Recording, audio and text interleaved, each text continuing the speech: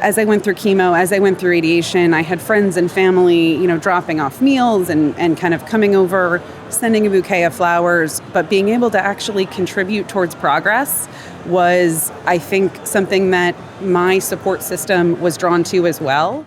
Welcome to Believe in Progress, the American Association for Cancer Research Foundation podcast.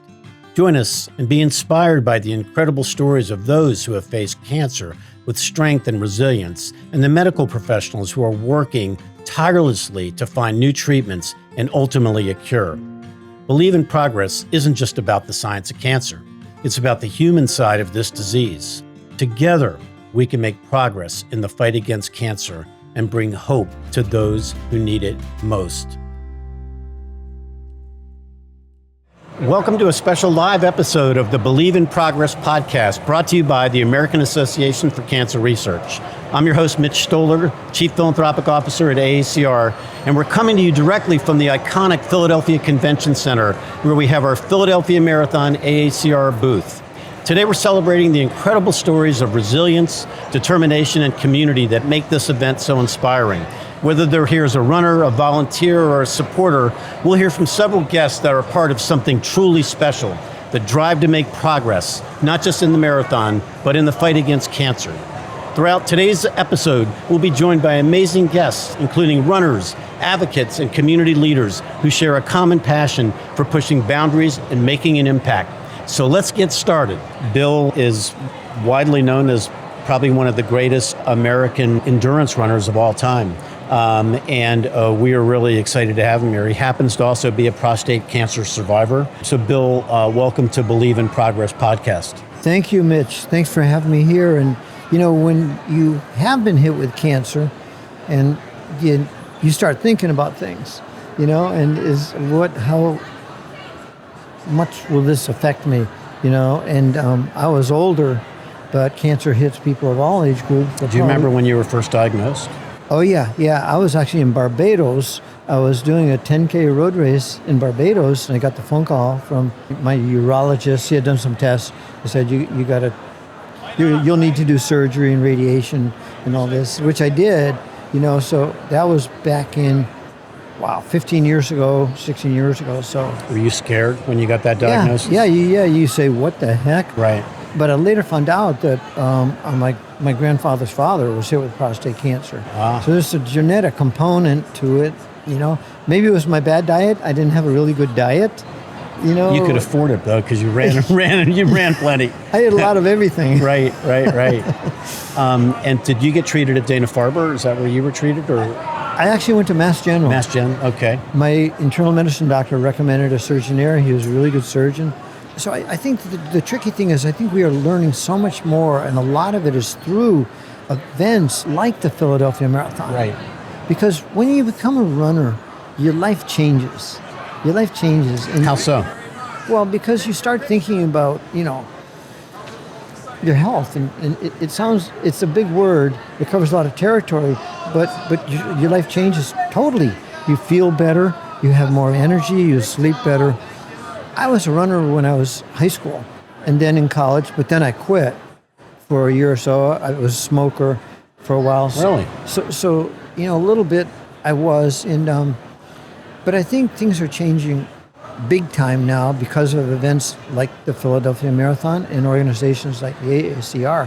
The more you can get the word out to people, I think then you start thinking about things and how you want to keep doing this. You want to keep your health, When you're a runner, you're so intense. I mean, when you meet the people here at Philadelphia Marathon, whether in the 8K, the half, or the full marathon, and everything changes, I think. Yeah. So 50 years ago, this weekend, yes, Bill Rodgers won the Philadelphia Marathon. Yeah, right? won Philly then. What was that like? In some ways, it's totally the same. Because the marathon's the marathon, 26 miles, 385 yards. Right. And but it was very kind of gentle. We ran along the Schuylkill River. It was totally flat, beautiful, Mother Nature. And that's the other connection that we all get when we get outside and have a chance to walk or run or bike. Right. You're out with Mother Nature and you relax. Yes. And that's where we're supposed to be. But this is a race. A race is a different deal. You're competing. Right. So there's the hard side to sports, Was too. it a competitive run? Was it like a tough run? It was. There was a couple of guys there that were pretty good, and I was trying to move up. And I had just run New York City and got my butt kicked very well. Okay. And the marathon it does that to everybody here and then. But so I was learning the sport. But when you fail in the marathon, you want to make a comeback. Right. And you can always make a comeback. So you ran the New York Marathon, then a couple weeks later you came and did Philly? Yes. Oh, okay. And when I ran New York, it was 90 degrees. Ooh, and not a good day. And I wanted to win because first prize was a trip to Greece. And the sponsor of the New York City Marathon in '74 was Olympic Airways. Okay. So I want to go see where 2,000 years ago the Olympic Games were happening. We're part of the Olympics, really, the marathon. Right. The great story about Philippides, the marathoner, and everything. So I ran too fast. I got nailed. I was exhausted, dehydrated. I went over the side of the road lying down. And this black guy from the New York Roadrunners, Art Hall, comes over to me and he says, Bill, because this is the way running is. You all right? I said, I need water. I need water. Our sport was it was kind of weak in a certain way because the runners didn't have as much support as they do today. Maybe water wasn't on the course. That was even true of the Boston Marathon. Right. So today it's much more professional. I said, Art, yeah, I'll follow you. And I just followed him to the finish. I came in 5th, but I felt beat up. And I had wanted to win that race if I could. What's your best marathon time ever? My best was 2:09:27. And where was that? That was Boston. Okay, and you won that? Yes. Yeah. How many times did you win Boston? I won Boston 4 times. 4 times. My advantage, Mitch, was I lived in Boston. If you live in Philly, you're going to come down here to the Schuylkill River. Right, you're going to know it, right? Yeah. Yes. And if you live in Baltimore, you run on Baltimore.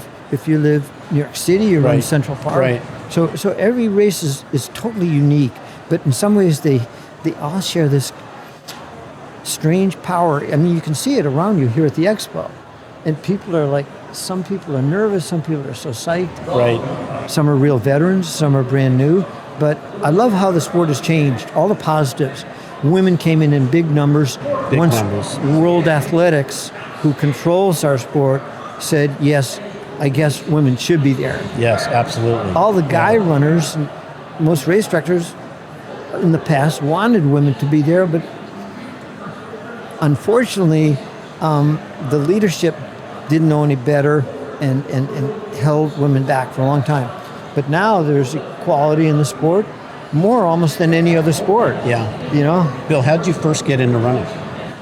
I got into running because they started cross country at my high school, Newington, Connecticut, outside of Hartford. Yes. And I ran with my brother and our best friend, who we all knew each other from childhood. And your brother's here with you today, right? My brother Charlie's here today. Right, okay. Yep, and so that's what running is like. You make friends for a lifetime. Right. And we had it was the first year that cross country started in our high school, Newington, and across the country it was starting to boom because President John F. Kennedy said he would like to see Americans start working out a bit. We were competing with Russians. The whole physical fitness stuff. Yeah. Right. Yeah. So that was the boom. That was the kickoff. And so I got out there and we would run our 2 miles, and it was just fun. If you make running fun, you got to make it fun one way or another. Either you find a way, But our Coach Frank O'Rourke, was a really good coach, and he was a former runner. So if you have someone who really likes the sport, cares about the sport, then you're going to do well. Right. And everyone does well. Yeah. Everyone improves because this is a cardio sport. Right. You build your heart. You can build your heart 15% bigger. I think that helped you with your cancer. Oh, yeah, definitely. Oh, absolutely. You're scared when you get diagnosed with cancer. I was like, oh, man, what does this mean? What? I never thought I was going to get, why would I be diagnosed with cancer? Right. We're trying to get the Runners for Research team in the Boston Marathon. And so we're going to keep working really hard, and we appreciate your efforts trying to help us out. Absolutely. I mean, at Boston last year, they raised $70 million or so. Right. And Philly Philly is coming up and up every year. It is. And I hope they become a world marathon major. I think they should. It's a world-class city with a world-class marathon. And I was talking with Kathleen Titus this morning about that, and she said, well, we're working on it. You know? That's nice. How does it feel, people still coming up to you and just wanting to meet you and chat with you? And I know when we've been up on the for the start of the race and they introduced Bill Rodgers, you get a huge ovation. How does it make you feel nowadays? It's fun. It's just fun. It's an honor. Yes. You know, and I love to meet the runners. I just met a young college student from Grinnell College in Iowa. I think he just moved to Boston, but he's running Philly. I think he was born here in Philly. So you run where you're from. Right. You know, if you're from Cincinnati, you run the Flying Pig Marathon in Cincinnati. If you're from Houston, Texas, you do Houston. I ran Marine Corps Marathon. I was from the D.C. area. Okay, yeah, exactly. Yeah. Marine Corps. Right. So for a while, our sport was kind of stuck at this little mini level for a long time when it was just guys. Yes. So women really revolutionized it, and the organizations like AACR also did that. You know, I just met a young lady. Her name is Linda, and she's doing the challenge. So she did this morning. She did the half and the 8, and she's going to run she's running the full tomorrow. She's raising money in memory of her dad, and she's just doing a fantastic job. Mitch, when you look around here at the expo, this is a family sport. Yes. There's little kids, a little older, young adults. I mean, that's what I saw this morning at the Philadelphia AACR half marathon. Yep. About every third runner, there's thousands of these runners like in their 20s and 30s. This is the new generation that's coming up. And they are just so psyched. Right. They love what they're doing. They have teams, and you meet them here at the expo. Right. Because no man is an island. No man stands alone, or a woman. Right. And you're only going to succeed if you have help and others to learn the sport from. So that's what me and Charlie did. And then when I went to college, I had a couple good teammates, really good teammates, good coach. Yeah. Where'd you run? I went to Wesleyan University, Middletown, Connecticut, little school. Yeah. But Amby Burfoot, my roommate, he won the Boston Marathon. Right. He's only 21 years old. That's young for marathon. Right. You can be a sprinter, 21, but 21 to win a marathon. Right. When he came back to the campus, he wasn't wearing his medal. He's just a kind of steady, quiet dude. Yeah. But he had a dream to win Boston because his high school coach had won Boston in 1957. We can't thank you enough for being such an ambassador for AACR, for cancer research, for the running community at large. And just to tell you a little secret, back, I guess we're a very similar age, but when I was running and you were like number one in the world and doing your thing, you were like a hero to me as far as inspiring me to get out there and run much slower than you did. But, I finished, and that's really what counts. You know who the heroes are to me? Who's that? The doctors and the researchers. No doubt. Absolutely. No doubt. And the parents who are, if your child is sick. Yes. Who is sick. I have 2 daughters, nerve-wracking. But the doctors and researchers today are phenomenal. So it's great to work with you with the AACR. Well, and we need more people to support our organization so we can fund these scientists and young scientists and put an end to this problem. They're so smart and determined. But you're the man. I always look forward to seeing you when we come here. And thank you for what you do. Thank you very much, Mitch. Really great, Bill. We're going to keep on keeping on, right? We are definitely going to do that, my man. Thank you so much.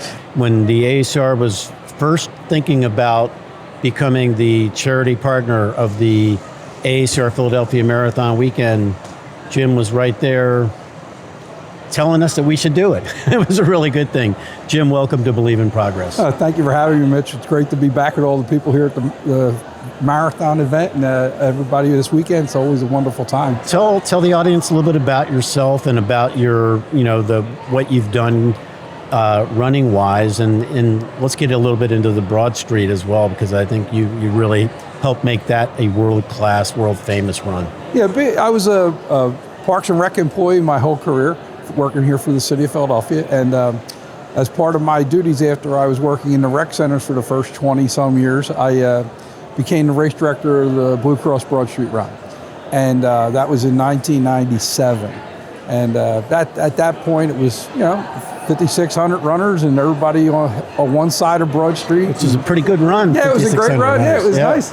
And as things started to go, next thing you know, we were climbing, and we got the full width of Broad Street, and the runners just kept coming, and we were putting on a good product, and they were having a ball, and But I retired. Let's see. So before you retired, how many people were running in that race? When I was done in 2018, that's when I was retiring. There was over 40,000. So it was quite a change. I ran it once and loved every bit of it. And it was raining. It was raining. Okay. I can't remember what year it was, but just the fact that there are people lined up the whole way and cheering you on and making you feel good about things, it was really good. You should be really proud of what you did there. Yeah, we did a lot of good stuff with it. I had a lot of great people working on it with from the Parks and Rec department and all the volunteers. I mean, you can't do anything without volunteers of this magnitude, and they were wonderful. Anything we needed, they were out there for us. And the neighborhoods, like you're saying, when you come down Broad Street, and it's just like that with the marathon now. I mean, when you go running through certain neighborhoods, they come out and they want to cheer the runners on, even though they've never been a runner. I mean, they just love being a part of the festivities. Right. So, right. We always encourage that also all on the way with cheer sections and, entertainment and whatever else it took to get the neighborhood to get involved. It was wonderful. What was your role with the marathon? With the marathon, I was actually one of the guys that, when it was reincarnated in 1994, I was one of the guys on that organizing committee. Mm-hmm. And, I stayed involved with it all through the rest of my career. Right. Taking on different roles depending on what the needs were of the event. And, my last 2 years, I was the actual race director of that also. Right. And, and that was when we were involved together. Yes. And it was always something that I always wanted to be a part of, and especially when your group joined in, because of the relationship to the cancer research. Yeah. And it was something it really meant a lot to have you come on board. I mean, with the Broad Street Run, we always had the American Cancer Society. Yes. And when I heard about AACR wanting to be a part, I said, absolutely, let's do this. So let's talk a little bit about your cancer journey as well. Pancreatic cancer survivor, I believe. Yes, right? I am. Yeah. And I'm happy to see you here thriving. But tell us a little bit about your diagnosis and how this all came about for you. I want to say 2013. I had a friend that had some lymphoma situations, and I was having some swelling under my armpits. And I said, I better get checked. So my doctor sent me for a CAT scan. And unbeknownst to all of us, during the CAT scan, after the CAT scan results came back, they said, you have fatty tissue under your armpits. That's not a problem, but we noticed 2 spots on your pancreas. And automatically, you're the person getting told that. You go, wait a minute, what do you mean 2 spots? What does that mean? What are these? Right. Yeah, what are these all about? Right. And they said, they're cysts. I went, okay, can we go delve a little more into this? Right. And the doctor, they did an endoscopic ultrasound after that. And they went in and they did a biopsy, and they said, no, right now it doesn't look like it's cancerous, but we're going to observe. So from that point on, I was getting MRIs every 6 months and then a year, where they were watching it for the first couple of years. Were you feeling okay at this time? I was feeling wonderful. I had nothing. Okay. I had no symptoms whatsoever. Okay. And then it was 2015, October of 2015. Believe it or not, it was on my daughter's 18th birthday that they went in, and I had surgery down at Jefferson. And they went in. They took my spleen at that point, and they took 8 or 9 lymph nodes. And they took the one growth that was on my the tail of my pancreas at the time. I believe it was on the tail, that one. And they said, we're going to send it for the the testing and see where we're at. Yeah. And they came back. It was stage 1. And I said to the doctor, I said, well, when do I start chemo and radiation? He goes, you don't. I said, what do you mean no? He goes, we got it. Yeah. I said, wow. I said, can I kiss you now? Right. I said, look, doc, I said, I don't know. I said, I don't know. Thank God it was stage 1, I think, right? Oh, yeah, it was stage 1. And when they say stage 1, after all that worry and not knowing what you're up against. And like I said, I have no symptoms. And I said, doc, why is it always stage 4? He goes, well, did you have any symptoms even up to the point of the surgery? I said, none. He goes, that's the problem. He goes, you were one of the lucky ones. You were diagnosed with a pre-screening by accident, and you got a chance to fight it without even making a fight, you were able to get tested and screened and have the MRIs and things like that. You were very fortunate. Absolutely. We're really now putting a lot of focus on early detection, which would be really important for pancreatic cancer. Yeah. Because yours, like, again, you were tested. It was kind of like, it could have been hiding in there, right? Yeah. And then, unfortunately, a stage 4 diagnosis is a very, it's a tough sentence. Yes, it is. Yes, it is. And I said with the doc, when I told it, I said, Doc, what else can I do? Yeah. I said, I can't give you $1 million. Right. I said, but I've raised millions. Right. All the races and stuff like that. He goes, just tell your story. He goes, tell people if they're getting a CAT scan or something like that, ask the radiologist to take a peek. Yeah. He goes, because you never know. He goes, your story is a perfect example of how we're able to watch things. And they continue to observe the other spot. And I had to go back in 2019, and that's when they did the mini Whipple. And they took, they did everything, rearranged everything, and they took the other spot out, and that wasn't even cancerous. But because they were still observing all that period of time, I was blessed to be, given a clean bill of health. Very nice. And I see you're wearing the purple of the Pancreatic Action Network, a group we know very well and we've supported and worked with and collaborated with. But tell us a little bit about what you do or volunteer with them. My good friend Bruce Platt is a record employee also, and Bruce is like the local affiliate chair. Yes. And whenever he needs me to do things, I'll jump in and try to help a little bit here and there with different fundraisers. They do a walk. They do the walk. They do the Purple Strides walk. Yep. I go out to that. I was actually a speaker at it one year, telling my story. Yep. And that's the doctor said, tell your story. So I every opportunity I do, I go out and do it. That's great. And I wore the purple because it's the Pancreatic Cancer Month, and I've been wearing most of it all month in different outfits. I caught a real bonus though. My high school was the purple and gold, so I have a lot of purple outfits anyway. Is that a Philadelphia school? Yeah, Roman Catholic High School, right at Broad and Vine. Yeah, the oldest Catholic high school in the country. So you grew up right here in Philly, I'm a Philly boy from day one. And Eagle fan, I hope. Yes, I am. Absolutely. Just making sure. Yeah, absolutely.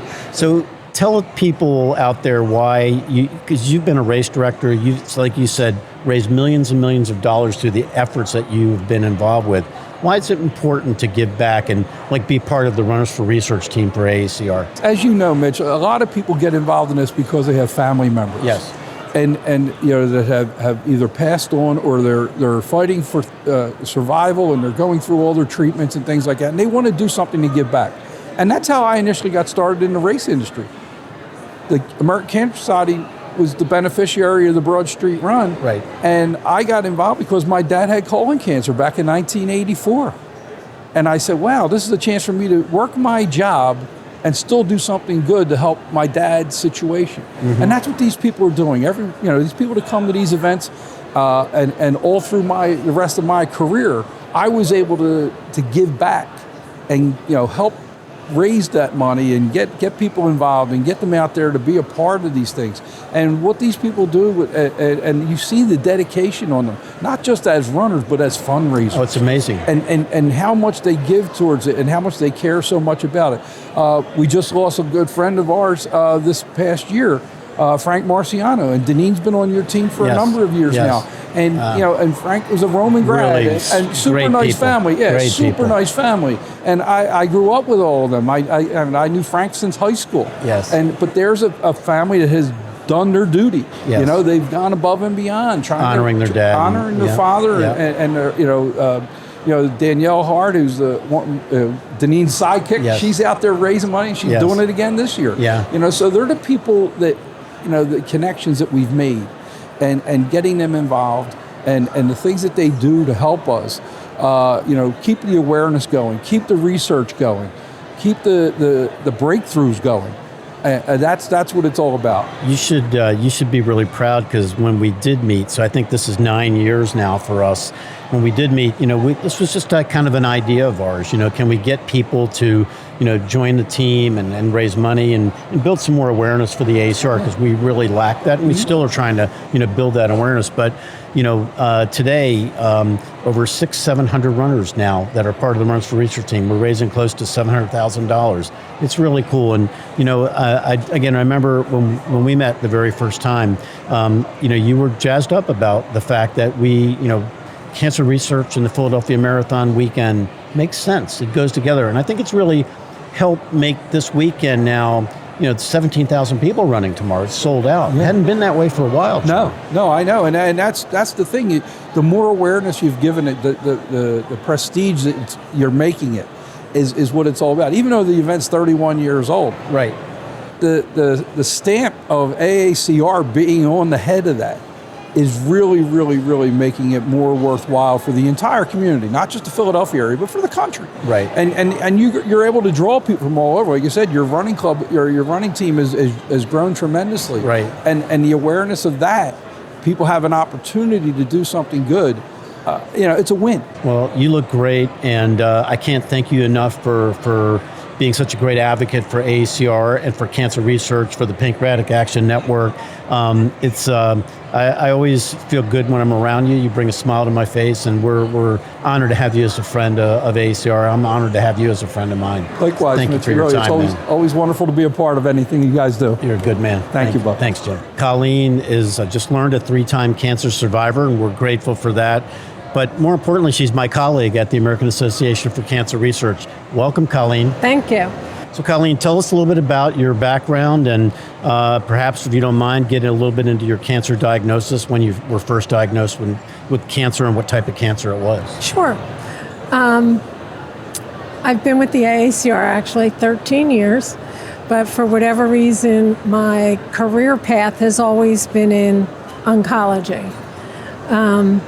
And then it was pre-COVID, probably in 19. I was, it was a fluke, found out I had endometrial cancer. And again, it was, thank God it was found, because there was no reason why I would have had it. When you say a fluke, you mean it was you just happened to be screened for it? Well, they thought I had kidney stones. Oh, okay. So they found I had cancer. I ended up with 2 years of chemo.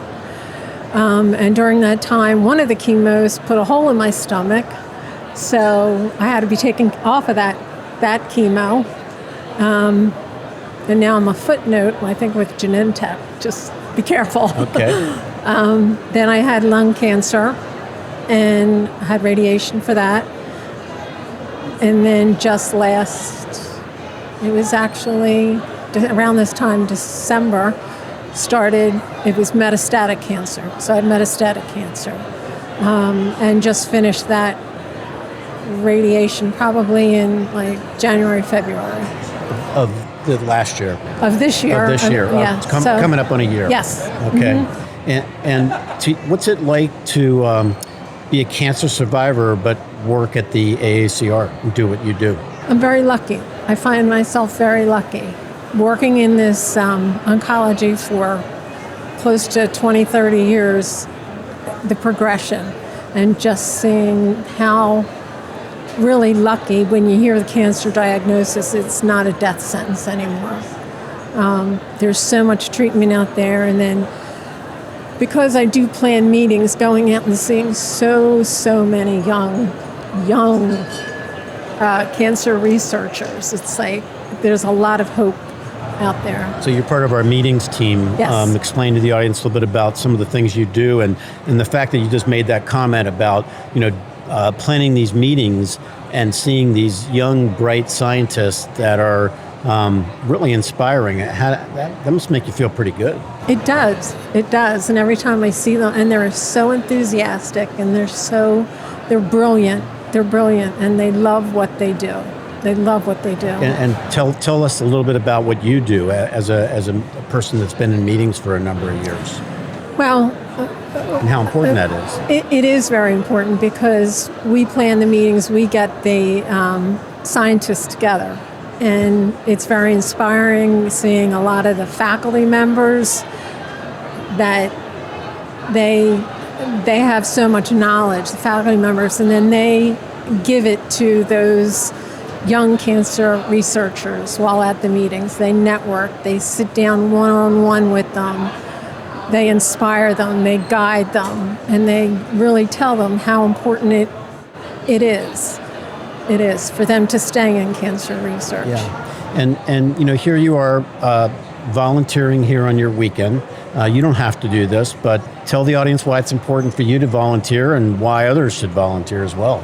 I actually just got back from a meeting in Boston on Wednesday, and I just, again, hearing them and had the inspiration, and it's like, this is important to me because people need to know that there is hope out there. Within my family, there's 6 of us have had cancer. And unfortunately, 3 of my siblings have passed away. I'm sorry to hear that. Yes. Yeah.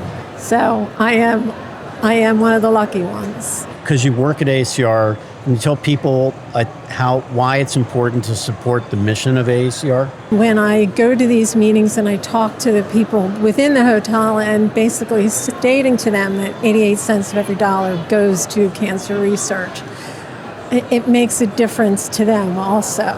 And they do remember it, that we're not just, a sunglass organization. Right.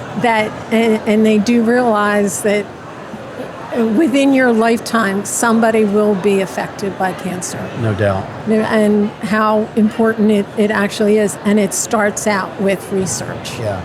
Well, ladies and gentlemen, this is one of the best. She's a fantastic colleague, very dedicated to what she does, which really makes a difference for us out there when we're working and doing meetings all across the globe.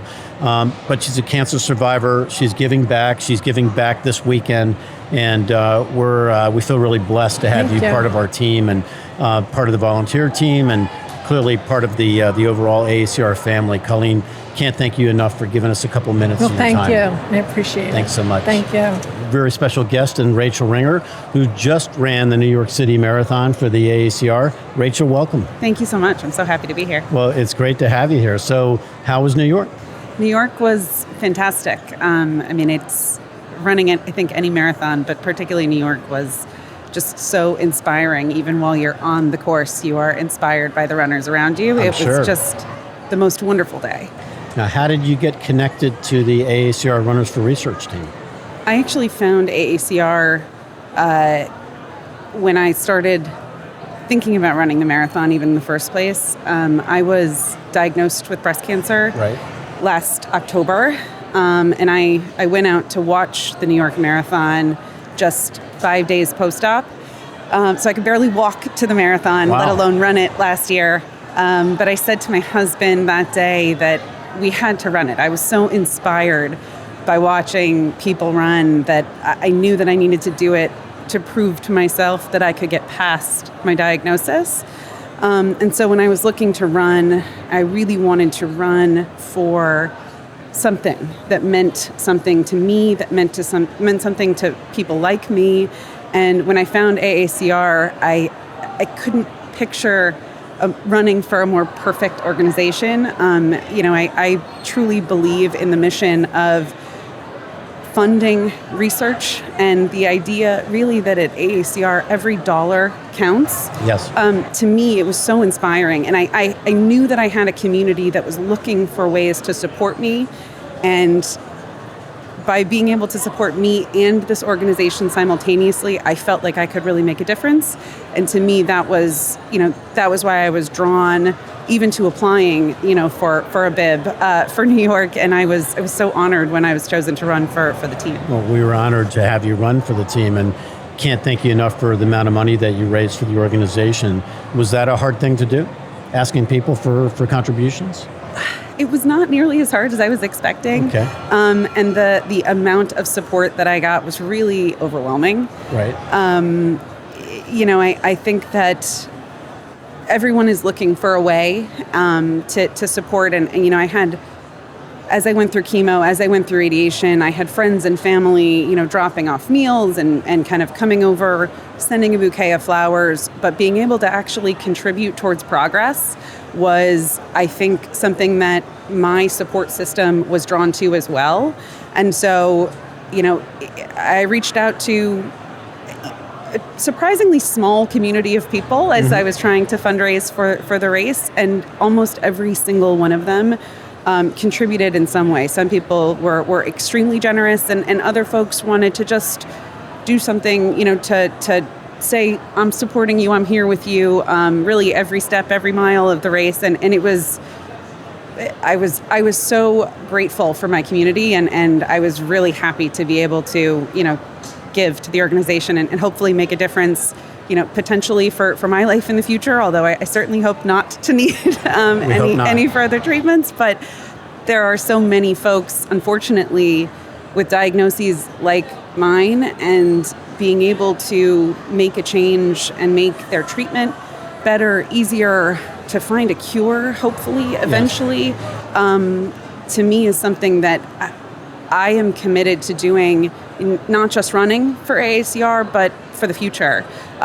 Because I think that even the small steps in the research made a difference in my treatment.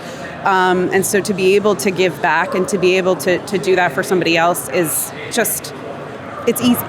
Can you take me back to your initial diagnosis and just your mindset when that happened? It was rough. I was diagnosed in October and then had surgery on Halloween. So really So pretty quick. Very quick. I mean, I think it was only 18 days from my diagnosis to my surgery. And then chemo started just a couple weeks after that, and I rolled right into radiation. So it was a little bit of a blur. But there was a period of grief that I think you have to go through as when you're affected with this. But then for me, it was a question, do I lean into the grief or do I push against it? And as easy as it would have been to lean into it, I really felt strongly that I had to push against it, and that I wasn't going to be defined by my diagnosis. I was going to be inspired by it. Right. And I really wanted to look for the silver lining, and I found that in running. I could not run a mile when I started training for the marathon. Right. Now, were you a runner, let's say, pre-diagnosis? I had run a couple of half marathons probably 5 or 6 years ago. I had definitely let it go since then, and then going through chemo really just wrecks your body and your mind, frankly. So I was really starting from scratch, but it gave me something to really focus on. So when you were inspired by being an observer of the New York Marathon, right? You were in Brooklyn, right, and watching him come.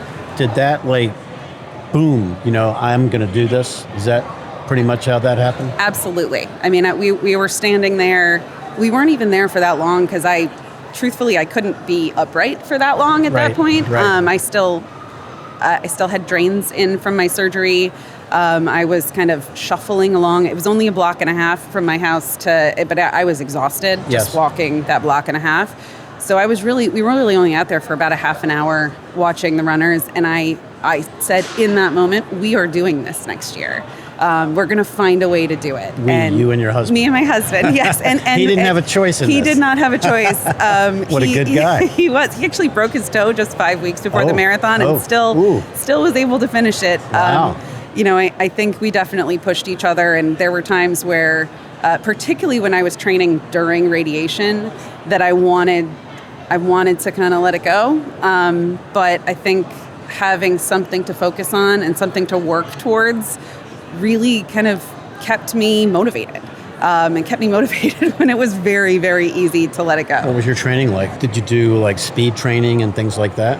Yeah, I used Runna actually, and I started out, my long runs when I first started were 2.5 miles, but it was tempo runs, it was distance runs, it was easy runs, and I was training both in Brooklyn, where I live, and upstate New York, where we've got kind of a weekend place up there, which is very hilly. But I think the hills were good. So it was a slow build. I think my program ended up being, I think over 20 weeks, but I definitely needed every single one of them. You bet. The hill training is I remember when I ran the Marine Corps Marathon twice, and I remember doing that hill training was But did your husband train with you? Did you guys do all the training together? We did most of our So training that's kind of together. nice to have that support, right? It was nice. It was nice. We have a young son, so we always had to find babysitting when we needed to run together. Like long runs. and Like things long runs that. on the weekends. I'm very grateful for my parents who stepped in quite a bit. But it was nice to be able to do, particularly the really long runs, Right. the 18-miler, the 20-miler, to Right. be able to do that with someone. We've been the charity partner of the Philadelphia Marathon for 9 years now. We've grown the program a lot. You've not run Philadelphia, right? I've not run Philadelphia Okay. yet. So it's pretty cool. There'll be 17,000 runners tomorrow. It's one of the top 10 marathons in the country. When we first started helping them out, then it was real. I think having the cancer part of this and people associating the American Association for Cancer Research really made a difference. So we'd love to have you do Philadelphia maybe next year. I'd love to. That'd be wonderful. There's a half marathon, there's an 8K or a full. So you and your husband can be training for that maybe. Okay, all right. I'll hold him to it. What do you think? I'll hold him to it. We'll do at least one of those races next year. I'll hold you to that. All right. Well, can't thank you enough for doing what you did for us. It's really very special. Happy to. And we look forward to continue to make some really great strides to, as you said, find cures for cancer. That's what we're all about. That's what we're trying to do. Thank you so much. Rachel, It was really wonderful. Thanks I really for being here today. I really Of course. appreciate it. Thank you. Thanks so much. Just so honored to have Todd here join us today. Todd just flew in from Tampa, Florida, literally just flew in from Tampa, Florida. And Todd, we're honored to have you here today. Thanks so much. Honored to be here and be running for you guys. We're psyched that you are running for us. Tell us a little bit about yourself and why you're here running today. Yeah, I grew up in Tampa, and I'm the oldest of 4 siblings. I spent a long time in New York and LA and came back to Tampa when my youngest sibling and sister Tessa was battling cancer for the second time. She really, I can mostly just talk about her. She was a senior at Johns Hopkins when she was first diagnosed with cholangiocarcinoma, which was sort of a byproduct of her Crohn's disease and PSC. And they gave her really grim chances right then and there. She was 21. She was a senior in college. She was an RA, double major, big-time runner. And we were able to, bring a bunch of amazing oncologists together. And she was just so inspiring and such a light that I think she inspired some of these teams to work together in ways that they hadn't Was previously. this at Hopkins? Yeah. Yeah. So she had a wonderful oncology team there.